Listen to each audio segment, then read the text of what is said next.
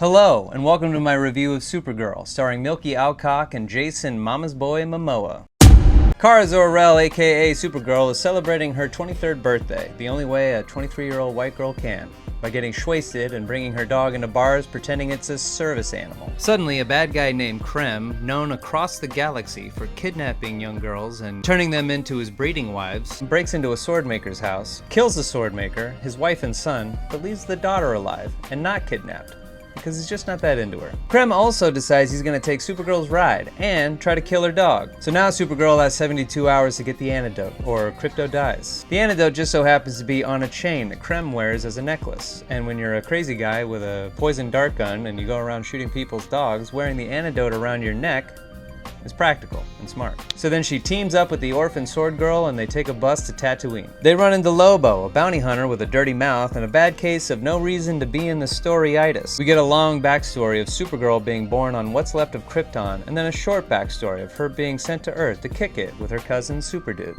The final battle takes place on a planet with two suns, a yellow one where she gets all of her superpowers, and a green one where she gets the power to sell her cryptocurrency. But the crypto is spelled with a K. See what I did there? Hey, that really sucked! Also, the green sun means that it will kill her because it's like a kryptonite sun. I don't know. They don't really explain it. While dying in a cave waiting for the yellow sun to get off its lazy ass, Supergirl thinks back to when her mama told her be good all the time, and when her dad told her maybe you should smile more. She also thinks back to her time on Earth with her cousin Clark when Superman gave her a skirt exactly her size, which is creepy and weird, but not as creepy and weird as what Supergirl did with her uncle in that Game of Thrones episode. You know the one. Turns out the S symbol on her new costume also means be good. So she puts on her skirt and flies around saving the day. The end. Supergirl is not a very long movie, but it feels like a long movie when the movie lingers to explain her backstory. However, not all scenes are created equal. Scenes of a dying chunk of Krypton are given the space. See what I did there? It needs to make us understand her pain.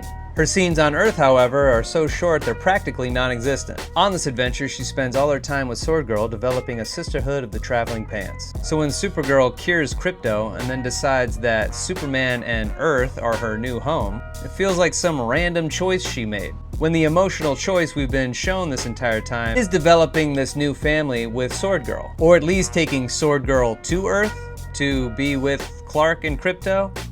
You know? Action scenes are cool and Milky is good as Supergirl and finally Aquaman as Lobo. The overall message on top of some of the music choices, just don't pass the sauce test. 6 out of 10.